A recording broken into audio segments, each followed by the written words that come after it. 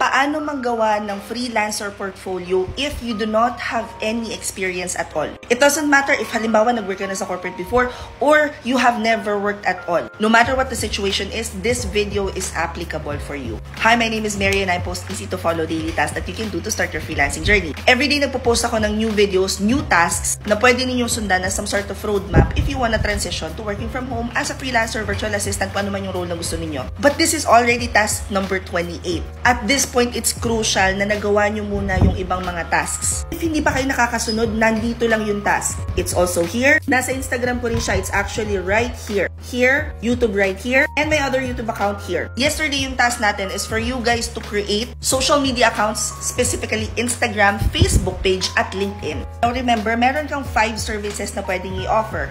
Admin, creatives, tech, support, and sales. Sa portfolio mo, it should answer the question, what would my journey be like if I hire you? Resume answers the question, sino ka? Cover letter answers the question, why should we hire you? Yung portfolio mo should be focused on your client journey. Ito yung tinatawag natin client-centric. Now, for today's task, ito haba ng intro, di ba? Focus muna tayo sa admin. Ano nga ba yung pwede mong gawin as an admin support to your clients? This is the best place to showcase na marunong ka na ng Google Workspace, which pinag-aralan na natin dito sa 364-day challenge. So, I want you to create a sample work. At para hindi ka mahirapan, mag-isip ka ng industriya na pamilyar ka. So, whether it's your family business na hinandle mo before, ginawa mo sa corporate job mo, negosyo ng kaibigan mo, think of one industry na pwede mong pasukin. Kung nahihirapan ka, mag-comment ka dito kung ano yung experience mo and tatry kong sagutin mamaya. But once you have that industry in mind, all you have to do is go to Google Workspace, open Google Docs, create a short blog about the industry.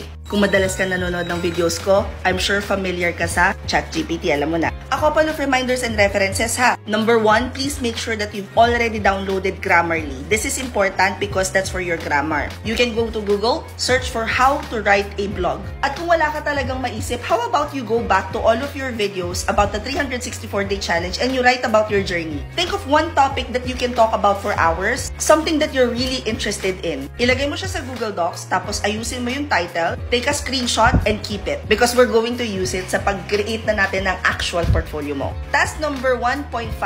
Open Google Sheets. Research about different businesses around your area. You have to have the name, the phone number, and the website kung meron man sila. Same thing, screenshot the whole thing, keep it because we're going to use it once we start creating your portfolio. Keep in mind that we're all a work in progress. Pero hindi ka nag-iisa.